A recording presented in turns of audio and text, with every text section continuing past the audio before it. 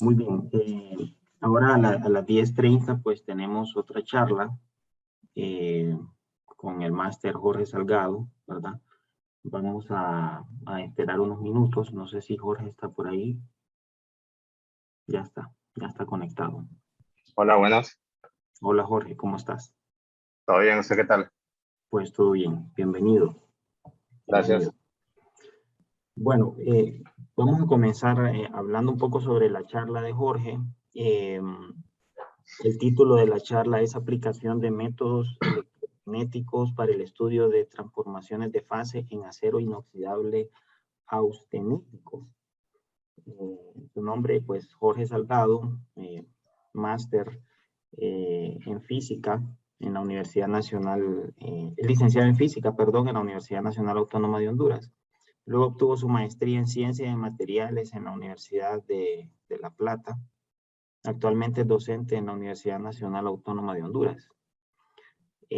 Pues él está apoyándonos en la parte de metalurgia, por ahí, en la Escuela de Física. Y pues le doy nuevamente la bienvenida y adelante, Jorge.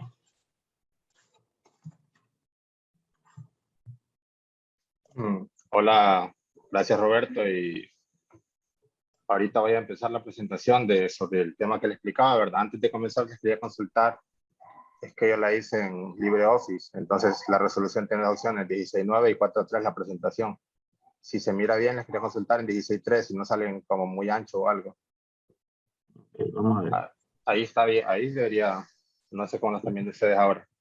Sí, se mira muy bien ahí, Jorge. Bueno, entonces voy a empezar mi presentación, la cual trata sobre aplicación de métodos electromagnéticos para el estudio de transformaciones de fase.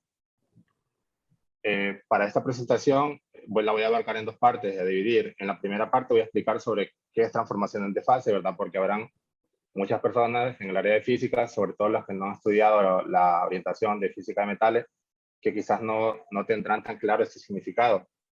Y la segunda parte, ya cuando entendamos eso, vamos a ver qué métodos se aplican para tratar de cuantificar la fase, de cuantificar las fases presentes en el material en estudio. Entonces, primeramente, nos podríamos preguntar qué importancia tiene cuantificar las fases presentes en un material, de qué tan útil va a ser esto.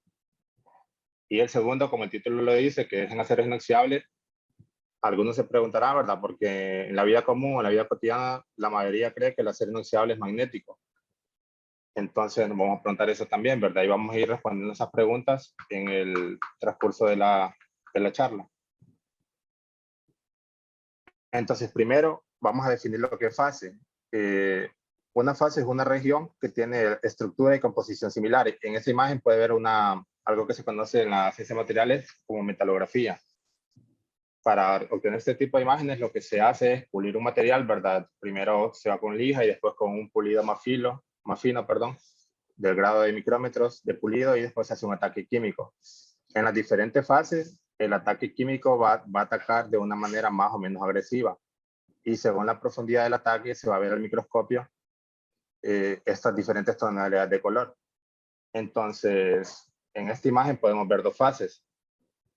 Esta que es color marrón, que es austenita, y el azul se conoce como ferrita. Entonces ahora veamos un poquito más acerca de cada una de esas fases. ¿Qué es lo que me está diciendo? ¿Qué significa esto de que esta sea austenita y que esta azul sea ferrita?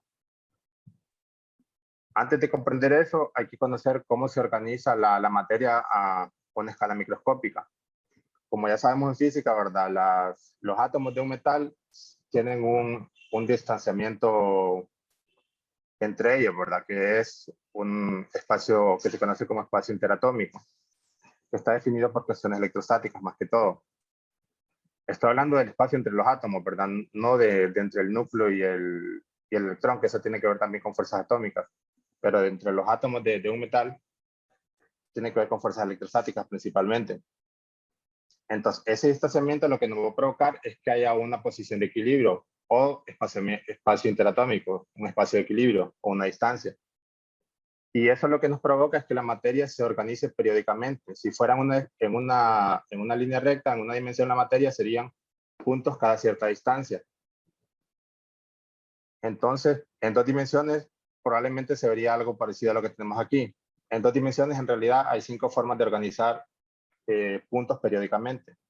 Un material amorfo sería uno que no tiene una estructura definida, un orden periódico. Eso se puede ver en la naturaleza, por ejemplo, en polímeros o lo que conocemos comúnmente como plásticos, ¿verdad? La mayor parte son amorfos, son cadenas largas de átomos de carbono e hidrógeno. Y este orden periódico en 3 dimensiones se vería más o menos de esta manera. En 3 dimensiones existen 14 formas de poder organizar la materia. Con esas 14 formas, nosotros podemos, combinándolas, podemos crear todas las estructuras cristalinas que existen. Incluso la del átomo que quizás muchos conocerán, la del átomo estructura cristalina del diamante, que es muy compleja, pero es una combinación de estas que aparecen aquí, que estas sí se miran relativamente sencillas. Estas 14 maneras de poder organizar la materia en 3 dimensiones, de poder crear estas redes, se le conocen como redes de Bravais, que fue que la describió inicialmente. Y cada una de estas, en la parte anterior, lo que veíamos como fases, por ejemplo, la que yo les dije que se llamaba ferrita, tiene una estructura cúbica centrada en las caras, en el cuerpo, que es como esta que está acá abajo. Y se le llama cúbica centrada en el cuerpo porque aparte de que este cubo tenga nodos o átomos en los vértices, tiene uno en el centro. Y la otra que parecía en color marrón, llamada austenita, tiene una estructura cúbica centrada en las caras, que es como esta que está acá arriba. Tienen todos los vértices y aparte tiene en cada una de las caras. Entonces estas son algunas de las formas en las que se organiza la materia. Principalmente las más comunes son cúbica centrada en las caras, cúbica centrada en el cuerpo y esta de acá abajo que se conoce como hexagonal compacta. En este caso vamos a estar trabajando con estas dos, cúbica centrada en las caras y cúbica centrada en el cuerpo. Entonces, en base a estas propiedades es que vamos a estar analizando esta transformación de fase en nuestro material. Para ello, vamos a escribir a continuación el material. ¿Cómo se obtuvo el material a estudiar? ¿Cuál fue el proceso termomecánico que sufrió el material para que en ese material se pudiera crear estas fases? Inicialmente se trabaja con una planchuela de acero inoxidable. Estos son los aceros que estuvimos trabajando, 3 tipos de acero, con la norma AISI 304, 316L y AISI 347, los cuales tenían esta composición química. Con esta composición química, como se vende de la fábrica el acero, generalmente tiene una estructura cúbica centrada en las caras, o una microestructura llamada austenita. Esos nombres que reciben particulares, como austenita, van dependiendo del material, ¿verdad? En el acero aparece austenita, ferrita, martensita, y eso tiene que ver con el diagrama de fases, que es algo más complejo, pero ahorita quedémonos con que la austenita es una estructura cúbica centrada en las caras. Ya vamos a ver otras propiedades que presenta. Entonces, el 100% de nuestro material, como salió de fábrica, como se adquiere antes de empezarlo a trabajar, es un acero inoxidable 100% austenita. ¿Se recuerdan la pregunta que hice inicialmente, que si el acero inoxidable era magnético? En este caso, este acero no sería magnético porque la austenita no es magnética. Entonces, si le pasáramos un imán a un tubo de acero inoxidable austenítico, no presentaría magnetismo. El imán no se atraería, el metal no atraería el imán. Después de eso, estos metales, como salen de la fábrica, quizás no están muy homogéneos, entonces no son óptimos para su uso. Y lo que se hace es que se aplica un tratamiento térmico, un horno para tratamientos térmicos. Ese tratamiento térmico fue realizado a 1050 grados Celsius y se hace para solubilizar y homogenizar la composición química, para que esté más homogénea y solubilizar carburos, porque a veces hay carburos de tamaño muy grande que pueden ocasionar alguna fractura frágil en el material. Entonces, esto nos ayuda a que esos carburos sean más pequeños. En este proceso, el material sigue siendo 100% austenita. Aquí no se ha transformado todavía a martensita. Nuestro material va a tener martensita porque después de esto se dejó enfriar, ¿verdad? Y todo eso. Y se le aplicó un proceso llamado laminado en frío, el cual consiste en laminar la planchuela. Eso le reduce el espesor. La reducción en este caso fue un de 63%. Y este laminado en frío se hizo a menos 70 grados Celsius. Esta deformación en frío, de cierta manera, le aporta una energía, lo que provoca que el material sienta una disminución en su energía libre de Gibbs, que provoca una transformación de fase. Entonces, cierta parte, no el 100%, algún porcentaje del material de la microestructura se transformó en este proceso a martensita. Aquí estos se le conocen como granos, lo que están divididos por este borde negro. Algunos granos se quedaron como austenita y otros pasaron a ser martensita, ya después de deformados, y quedaron así más o menos aplanados los granos. Después de ese proceso, este proceso se hace con el objetivo de que el material sea más duro. La martensita es la microestructura del acero más dura. Esto lo hace más duro, pero lo hace tan duro que lo hace frágil. Entonces, ningún material, la mayoría que conozco, el 99%, no se dejan en martensita cuando se les hace algún tratamiento termomecánico, sino que generalmente después de eso se les vuelve a hacer otro tratamiento térmico, porque esto queda demasiado frágil. La martensita es muy frágil. Y ese tratamiento térmico se hizo de 1 hora para recuperar un porcentaje de austenita, para que solo, por ejemplo, si había quizás 60% martensita, que después solo quedara 20%, porque la martensita, a pesar de que es dura, tiene también la desventaja que es frágil. Entonces se hicieron varios tratamientos térmicos de 1 hora. Les digo varios porque se hicieron a diferentes temperaturas. De estas plancholas de acero no solo era uno de cada material, eran un montón. Eran aproximadamente unas 10 de cada uno. Entonces se hicieron aproximadamente a 10 diferentes temperaturas. Tratamiento térmico de 1 hora. Estas temperaturas de tratamiento térmico fueron desde los 200 hasta los 1000 grados Celsius durante 1 hora. Esto lo que le hace es que al volverse a calentar se vuelve a recuperar la fase austenita. Entonces, quizás muchos se estarán preguntando por qué se hace todo esto, ¿verdad? Si inicialmente estaba austenita, después la convertimos a martensita, ¿y por qué volvemos a austenita? Entonces esto tiene ciertas ventajas a nivel tecnológico. Aquí podemos ver algunas características de ellas, antes de ver las ventajas combinadas. Por ejemplo, la martensita tiene estructura BCC, que es Body Center Cubic, o sea, cúbica centrada en el cuerpo, y lo que aporta a ella es resistencia y dureza, es bastante resistente y dura, pero sin embargo es frágil. Y es ferromagnética, que esto nos va a hacer bastante fácil, de cierta manera, a la hora de poder cuantificar el porcentaje de ellas, de cada una de estas fases. Y la austenita tiene estructura cristalina cúbica centrada en las caras y lo que aporta es ductilidad.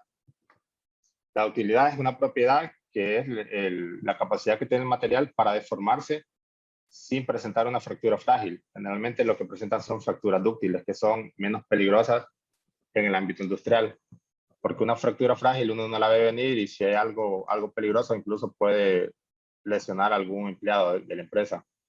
Y esta es paramagnética, no presenta magnetismo, la austenita. Entonces esto de que una sea ferromagnética y la otra paramagnética, por medio de métodos electromagnéticos, nos va a permitir cuantificar el porcentaje de cada una de ellas.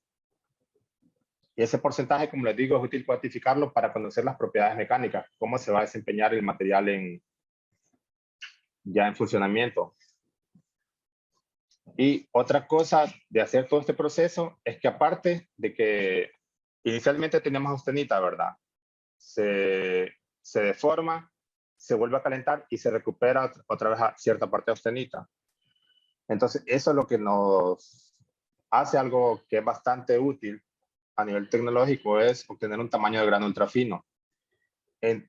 Obtener un tamaño de grano ultrafino es una característica muy deseada de los materiales, porque es prácticamente de las únicas técnicas que nos aportan las dos cosas al mismo tiempo: resistencia, como por ejemplo resistencia a la tracción, y a la vez dureza, los cuales son dos características deseadas, ¿verdad?, para un material de alto desempeño. Y aparte, producir áreas localizadas de austenita. Como ya no va a quedar, por ejemplo, como les había dicho antes, suponiendo un número, que tengamos 60% de martensita y después 20%, entonces esa austenita queda atrapada en medio de la austenita y distribuida uniformemente. Como les había dicho, la austenita da ductilidad. Entonces esto va a significar que si tenemos áreas localizadas de austenita y esa austenita tiene utilidad, que el material presenta buena conformabilidad. Que esta es una propiedad deseada en los materiales porque me permite fácilmente moldear el material para darle la forma que yo deseo. Esto, por ejemplo, todavía en caliente, ¿verdad? Quizás unos 300, 400 grados. Ya cuando se enfría, sí se vuelve más duro. pero esa característica, la buena conformabilidad, es deseada. Entonces, en base a eso, ¿verdad? De poder entender qué es lo que nosotros, ya poder entender lo que es la fase austenita y lo que es la fase martensita, vamos a proceder a cuantificar cuánto porcentaje tenemos de cada una de ellas. ¿Qué porcentaje de martensita? ¿Qué porcentaje de austenita? Y también otra cosa importante es a qué temperatura se produce la reversión. ¿Por qué? Porque ciertas, por ejemplo, este material es utilizado bastante en la industria nuclear. Entonces hay ciertas zonas que están trabajando a cierta temperatura. Pero nosotros inicialmente habíamos diseñado el material para que tuviera tal porcentaje de martensita y queremos que lo retenga. Entonces, tenemos que establecer una temperatura a la cual todavía no va a empezar la reversión, hasta qué temperatura puede trabajar. Para eso, entonces, se cuantifica qué porcentaje de martensita tiene cada una de las muestras de acuerdo a la temperatura del tratamiento térmico. Entonces, vamos a aplicar 4 métodos electromagnéticos, los cuales son saturación magnética, ferritoscopio, conductividad eléctrica y permeabilidad magnética, de los cuales 3 de ellos nos van a servir para cuantificar. El otro, que es conductividad eléctrica, ya vamos a ver por qué no nos sirvió para cuantificar el porcentaje de martensita. Lo que vemos aquí, este es un magnetómetro de muestra vibrante, que es un aparato que se utiliza para medir la magnetización específica de un material. Y esta acá puede ser una curva, ¿verdad?, de magnetización. Esto lo que nos dice es, a medida que aumenta la señal de magnetización, cómo se va magnetizando el material. Y esta tiene cierto grosor por la histéresis que presenta este material. Este es un ejemplo, ¿verdad? Esto no es una medición, sino que es para que más o menos entiendan qué es lo que hace este material, ¿verdad? Este material aumenta la magnetización, el campo H, ¿verdad? Y va midiendo cómo responde el material, cómo responde la magnetización. Eso está relacionado con los momentos magnéticos del material. A medida que va aumentando la magnetización, los momentos magnéticos cada vez se van más alineando más con ese campo. Pero llega un punto donde todos los momentos magnéticos están alineados. A ese punto se le conoce como la saturación. Y ahí me aparece una asíntota. Entonces, donde me marca esa asíntota, donde el material satura, esa es la magnetización del material. La magnetización específica del material. Ese sería el valor. Entonces, con saturación magnética, poder establecer qué porcentaje de martensita, recuerda que la martensita es la ferromagnética, tiene mi material, yo necesito, en principio, 2 cosas. Saber cuál es la magnetización de mi material y conocer cuál es la magnetización teórica de la martensita. Entonces, estos datos de aquí, los que están en la tabla número 3, pues yo les había mostrado la composición química de todos los elementos que aparecían ahí. Los que presentan, los que son ferromagnéticos son el hierro, que es lo que más tiene, ¿verdad? Nuestros aceros, níquel y cromo. Estos son los materiales ferromagnéticos. Entonces, cada uno aporta esta magnetización por gramo, en las unidades de mogramo. En el cromo sí hay cierta, ¿verdad? No está tan claro el valor exacto, pero hay un rango entre los valores. Después, en base a estos, conociendo cuánto aporta cada elemento y conociendo la composición química, yo puedo calcular una magnetización específica máxima, mínima y media para mis aceros, suponiendo que si ellos tuvieran un 100% de martensita, si tuvieran un 100% de martensita, y ahí sí 304, cuando yo haga la medición experimental yo debería medir 160 de mogramo, para el 316L 155 de mogramo y para el 347 161. Eso si tuviera 100%, ¿verdad? Si tengo menos, yo lo que hago es una relación simple, ¿verdad? Por ejemplo, si tengo del primero 80 en mi medición experimental y aquí me dice que yo debería tener 160 para que fuera un 100% de fase alfa prima, esta alfa prima es la martensita, entonces si yo mido 80 significa que tengo un 50%, entonces esa relación es fácil. Entonces después, en un magnetómetro de muestra vibrante se hicieron las mediciones experimentales. Esta fue una curva de magnetización del experimento. Este material no presentó histéresis, ¿verdad? Entonces tenemos esta curva de magnetización, se realizó a temperatura ambiente y la magnetización máxima fue de 20 kiloóster o 20.000 Gauss, como pueden ver acá abajo. Entonces, a este campo ya se lograba la saturación del material. Pueden ver acá la asíntota, ¿verdad? Entonces se mide aquí, por ejemplo. ¿Cuánto mide? Aquí, por ejemplo, a tanteo, podríamos decir que más o menos 150 hemogramos. Eso se hizo bien, ¿verdad? Eso es para que comparemos después nuestro resultado. Entonces, la muestra M2 tiene 150 hemogramos de la ISI 347. Y lo máximo que podría tener para un 100% era 161. Entonces, esto más o menos para que se hagan una idea cómo se calcula el porcentaje. Después, hice todas las curvas de monetización para todos los materiales y se pudieron cuantificar los porcentajes, ¿verdad? Por acá ven que esta del 347, que es la que les estamos mostrando, era la que más tenía. Entonces acá está como en 91%, más o menos, a 92%. Yo tengo la tabla de los valores exactos, ¿verdad? Pero para una visualización más fácil, es mejor con gráficos, ¿verdad? Ver los resultados. Entonces yo puedo ver que el 304 y el 347 son los que inicialmente, incluso antes de los tratamientos térmicos, ya teníamos porcentaje de martensita, alrededor del 90%.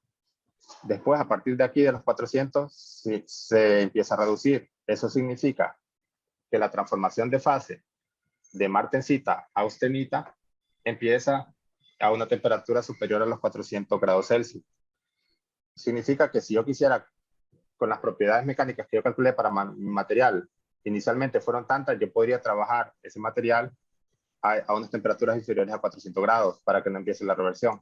Si empieza, las propiedades van a cambiar porque va disminuyendo el porcentaje de martensita y va aumentando el porcentaje de austenita. Solo recordándote, Jorge, disculpa, 5 minutos más. ¿5? Sí. Está bien. Tiene un porcentaje de martensita inicial de como de 38 y a partir de los 400 empieza una disminución, ¿verdad? Entonces esta sería saturación magnética. Permítame que se me apagó el audífono. Después está el método ferritoscopio, el cual es un aparato que inicialmente está hecho para medir ferrita delta, que es otro material, en cordones de soldadura. Pero como la ferrita delta, el ferritoscopio utiliza un principio de corrientes inducidas, como el que vemos aquí, y nosotros sabemos que la martensita es ferromagnética, podemos calibrar este aparato para que pueda medir martensita. El fabricante del aparato nos dice que multiplicando nuestro resultado por 1.7 sería la martensita que obtenemos, pero ese valor se cumple para porcentajes bajos. Entonces, utilizando los valores, como conocemos los verdaderos de saturación magnética, cuánta martensita tienen, se puede obtener una curva de calibración, que es esta que vemos aquí y se ajusta muy bien a los datos. Es decir, nosotros ingresamos la lectura del ferritoscopio a esta curva, ¿verdad? Y después nos da cuál es el porcentaje de martensita que tienen. Otro método, que es la conductividad eléctrica, se midió por el método de Van der Pau, esto porque el material es ferromagnético y aparte varía la permeabilidad, ¿verdad? La resistencia en este material, entonces no es muy fácil medir la conductividad eléctrica, entonces se usa este método, que es de 4 puntas, por 2 de ellas se hace pasar una corriente eléctrica y por otros 2 se mide la diferencia potencial. Y con ciertas condiciones se cumple esta ecuación. Y a partir de aquí nosotros podemos calcular la resistividad ρ, que está acá abajo, la cual está relacionada con la conductividad. Se obtuvieron estos valores para la conductividad.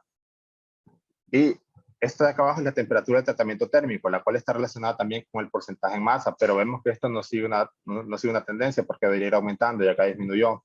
Entonces esto no nos permitió obtener una curva que nosotros podíamos relacionar la conductividad eléctrica con el porcentaje de masa.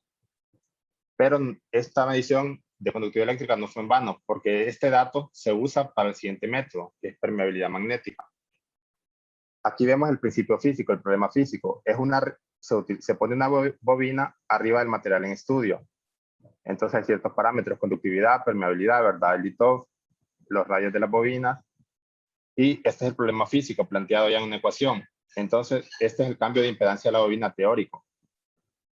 Se usa un aparato, ¿verdad? Para medir el cambio de impedancia y se compara la impedancia teórica con la impedancia experimental y por acá dentro de este lambda, perdón, aquí está el mu sub r, que es la relatividad, se va haciendo un ajuste por cuadrados mínimos para que la impedancia teórica se aproxime a la experimental, y con ese dato se calcula la permeabilidad relativa, y la cual dio estos valores. Con estos valores de permeabilidad relativa y con valores de martensita que teníamos de saturación magnética, se puede calibrar para que nosotros le demos de entrada a esta ecuación qué permeabilidad relativa tiene el material y nos dé con una precisión bastante aceptable qué porcentaje de martensita.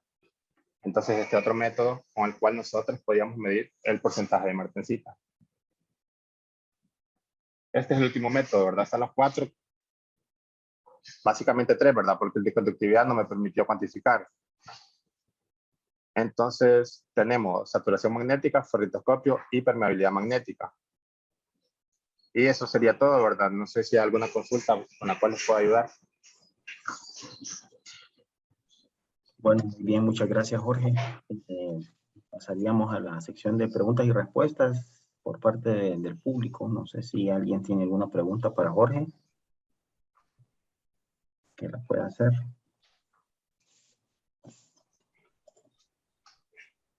Ok. Bueno, muy bien. Yo de mi parte tengo un par de preguntas, Jorge.